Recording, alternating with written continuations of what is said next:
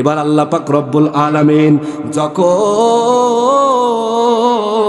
ওই মাজিদ নামক জায়গার মধ্যে, ওই সুন্দর জায়গার মধ্যে ওই জান্নাতীদেরকে আল্লাহ পাক রব্বুল আলামিন মাহফিল করবেন, যখন এত বড় জায়গা, এবার জিবরাইল বলল আমি ওই জায়গা 600 ডানা দিয়ে ঘুরে 600 ডানা দুর্বল হয়ে গেল, মাজিদ নামক ওই মাহফিলের এক কোনাও ঘুরতে পারলাম না। বলেন না সুবহানাল্লাহ। এবার ওই মাজিদ নামক জায়গার জান্নাতের সব সিংহাসন দেয়া হবে, ওই সিংহাসনে স্টেটের সামনে সব জান্নাতীদেরকে একটা একটা সিংহাসন দেওয়া হবে এবং শরাব দেওয়া হবে, শরাব এবং তহুরা, পবিত্র শরাব, তারা ওইটা পান করবে। স্টেটের মধ্যে অনেক চেয়ার দেওয়া হবে, ওই চেয়ারের মধ্যে সব পয়গম্বর বসে যাবেন, 3টা চেয়ার ফাঁকা থাকবে। কয়টা চেয়ার? 3টা চেয়ার ফাঁকা থাকবে। ওই 3টা চেয়ারের মধ্যে একটা বিশেষ অতিথির চেয়ার, এই যে দুনিয়ার জমিনে একটা প্রধান অতিথির চেয়ার, আর একটা কি সভাপতির চেয়ার। এবার সকল জান্নাতীরা চিন্তায় থাকবে, আরে না জানি ওই বিশেষ অতিথির চেয়ারটা কে গ্রহণ করে, আর প্রধান অতিথির চেয়ারটা কে গ্রহণ করে, সভাপতির চেয়ারটা কে গ্রহণ করে। এবার আল্লাহ পাক রব্বুল আলামিন দাউদ রে ডাক দিয়ে বলবে, দাউদ নবী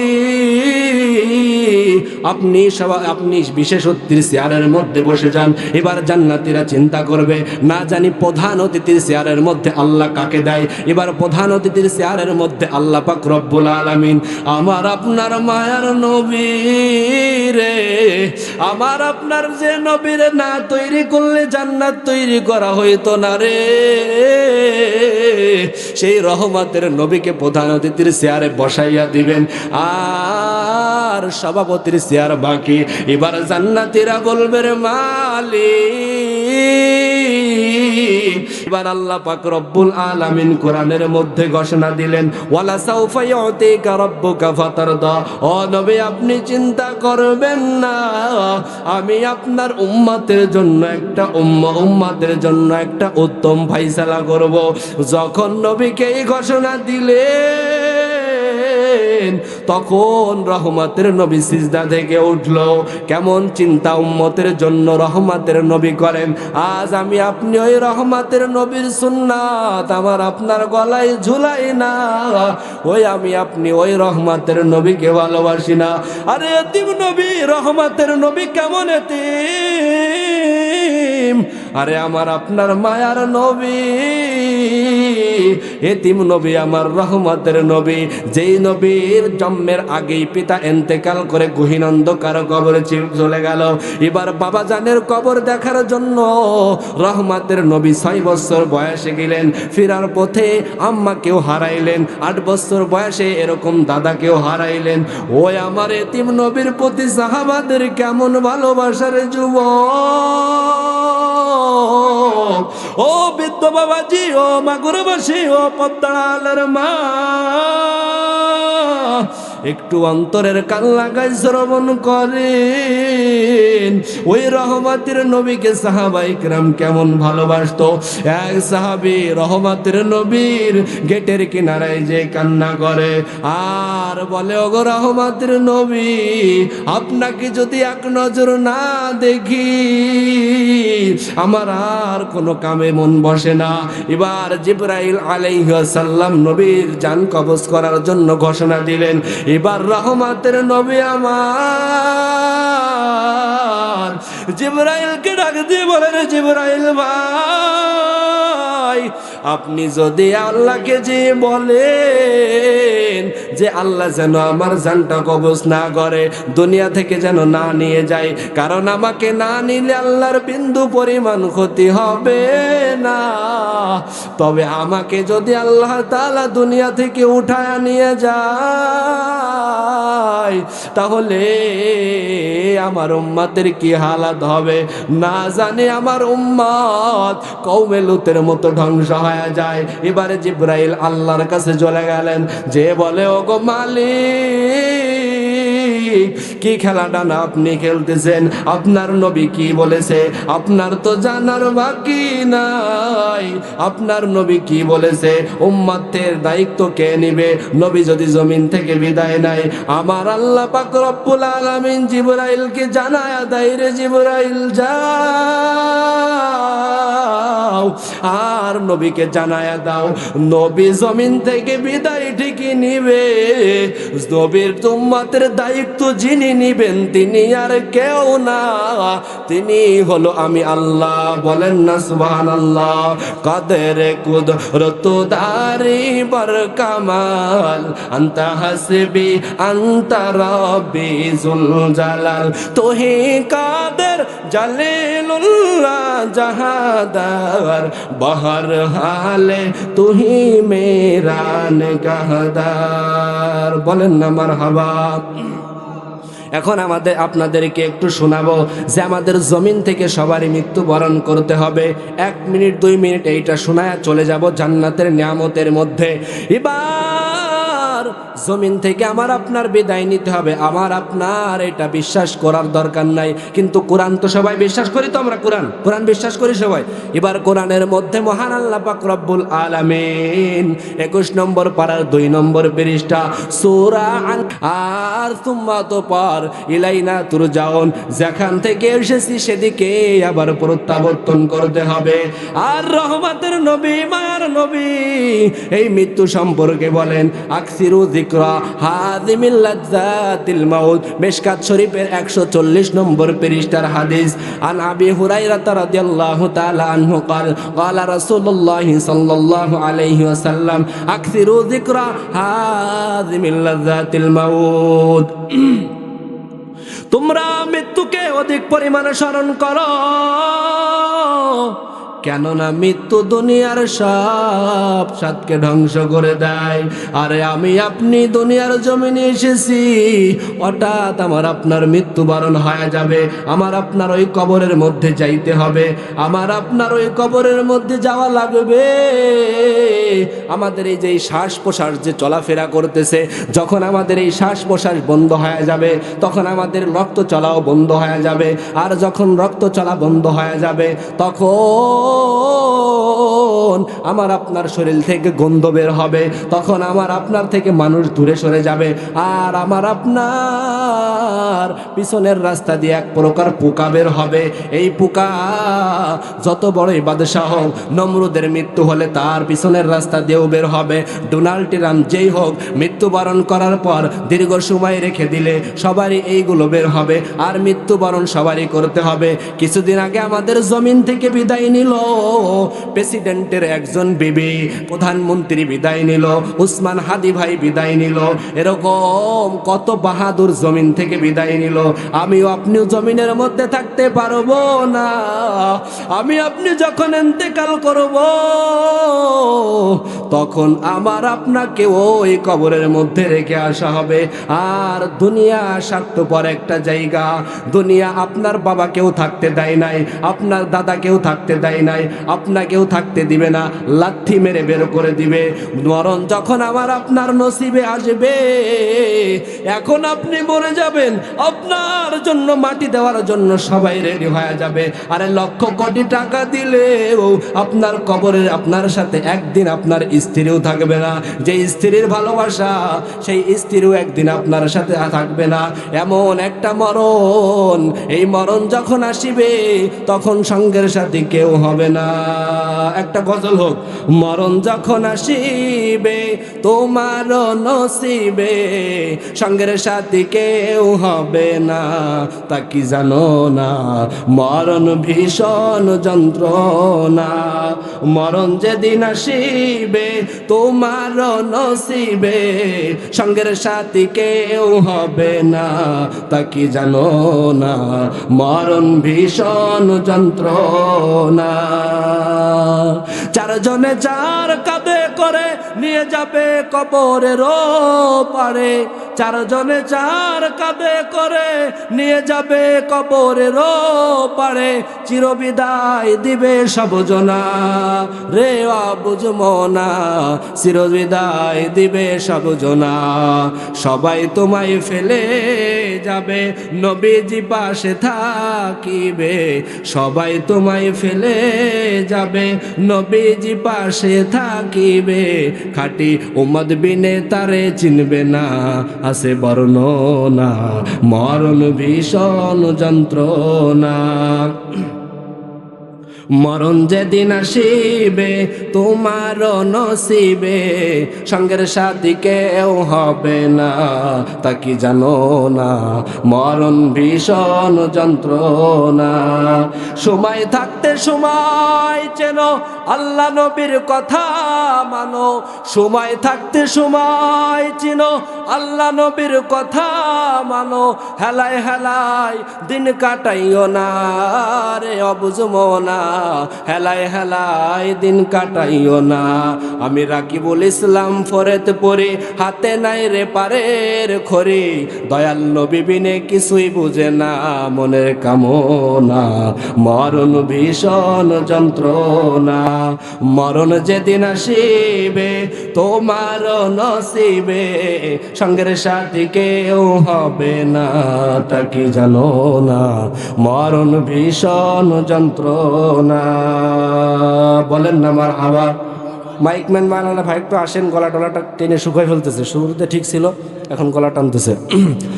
এজন্য আমার ভাইরা, মরণ সবারই হবে, তবে মরণের পরে আমাদের কি হবে?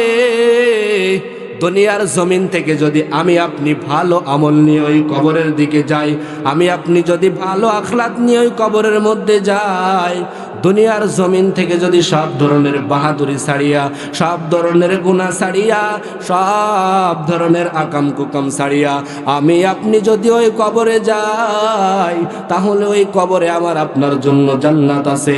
ওই কবরে আমি আপনি জান্নাত পাবো। ওই কবরে আমাকে আপনাকে আল্লাহ জান্নাত দিবে। আরে জান্নাতের মধ্যে কত নিয়ামত হবে রে ভাই, জান্নাতের মধ্যে কত নিয়ামত হবে রে যুবক।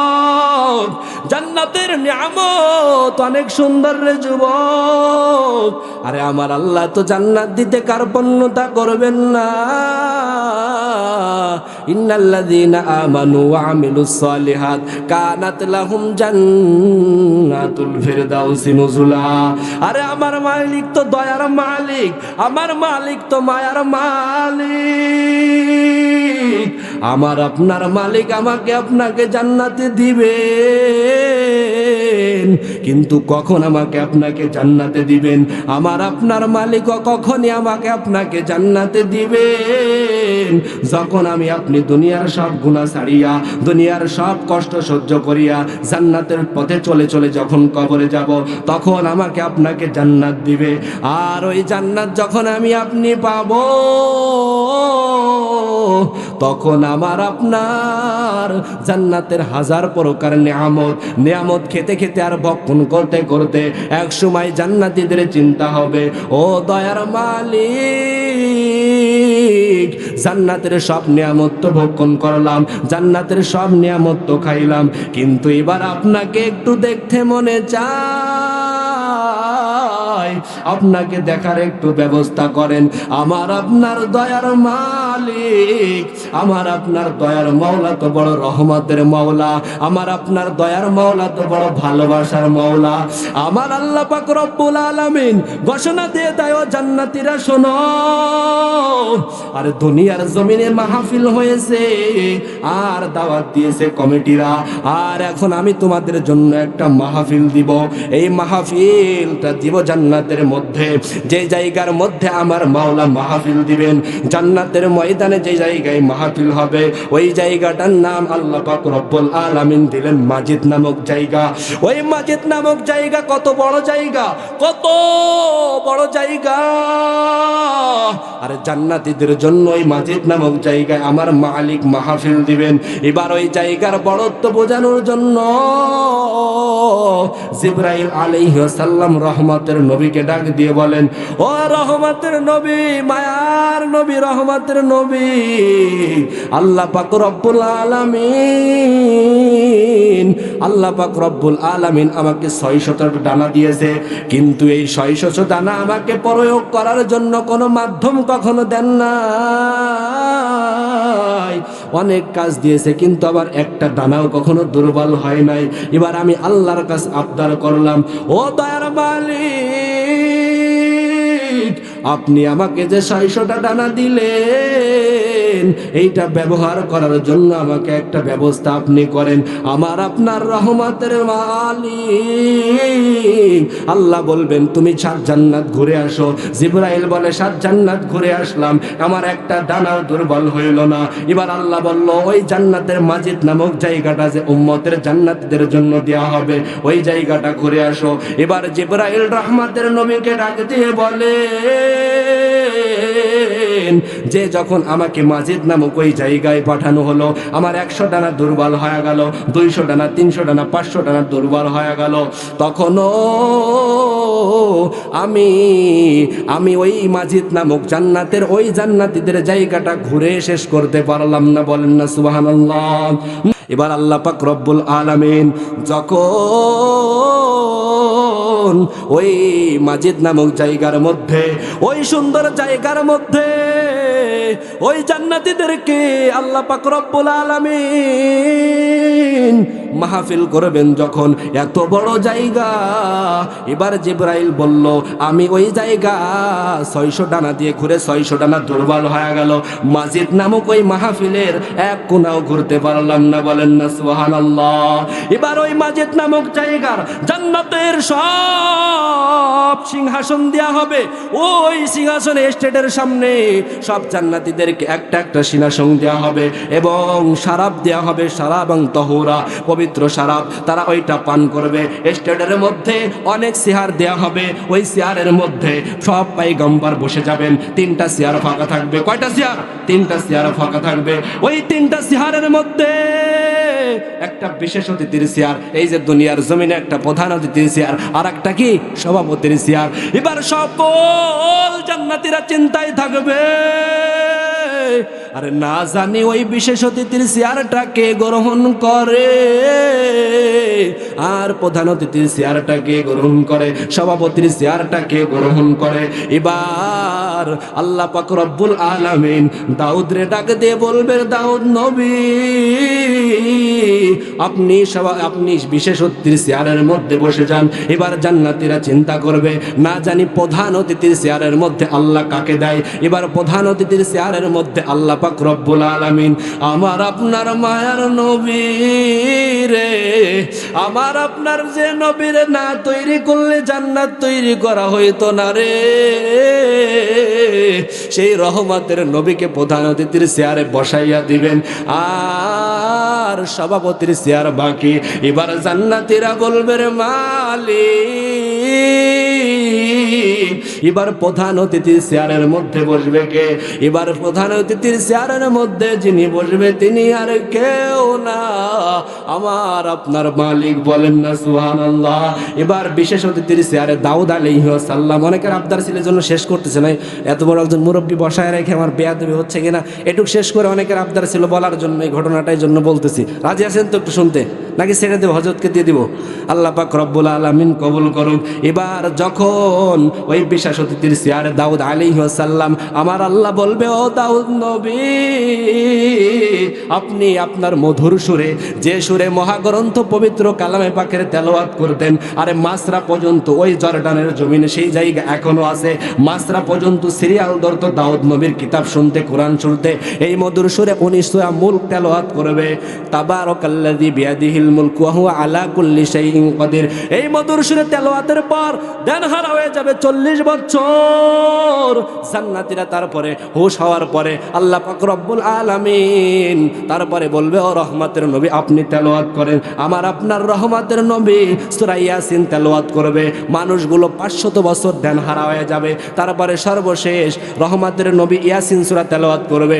সর্বশেষ আমার আল্লাহ পাক রব্বুল আলামিন তেলাওয়াত করবেন সূরা রহমান মধুর সুরে, আনার রহমান আল্লামাল কুরআন খলাকাল ইনসান আল্লামাহুল বায়ান। বলেন না সুবহানাল্লাহ। আর যারা গুনাহ করবে, মায়ার নবী মিরাজের মধ্যে যে দেখলেন এক শ্রেণীর মানুষ জাহান্নামের মধ্যে যাবে, যারা সুদ খেয়েছে, ঘুষ খেয়েছে, যারা আল্লাহ প্রদত্ত বিধিবিধান মানে নাই, তারাই জাহান্নামের মধ্যে যাবে। বলেন না নাউজুবিল্লাহ। আল্লাহ পাক রব্বুল আলামিন দুনিয়ার জমিনের মধ্যে আমাকে আপনাকে সুন্দরভাবে চলার তৌফিক দান করুক, জান্নাতের সাবানা জোগাড় করে দেওয়ার তৌফিক দান করুক, জাহান্নামের পথ থেকে বাঁচার তৌফিক দান করুক। অনেকেই আমাকে চিনে, আমার পাশে আমার এক মহব্বতের খালু, আপন মানুষ, তার মাদ্রাসা, অনেকে হয়তো আমাকে দেখেন। আপনাদের এখানে আসি, সবাই দোয়া করবেন। আমার বাসা ফরিদপুরে, ইনশাআল্লাহ আল্লাহ পাক রব্বুল আলামিন আবার যদি সুযোগ করে আসব। আর আজকের প্রধান মেহমান সুদূর ভারত আসাম থেকে মুফতি আনোয়ার হোসেন নুরি চমৎকার বয়ান করবে, শুনবেন। আর আমার পাশে আমার মহব্বতের একজন হুজুর বসে আছেন, অনেক চমৎকার আলোচনা করবেন, মুফতি ফখরুল ইসলাম সাহেব। আমরা সবাই ধৈর্য ধরে তার আলোচনা শুনতে রাজি আছি তো? সবাই বলেন আমিন। আল্লাহ পাক রব্বুল আলামিন আমাদের সকলকে কবুল করুক। একবার আখির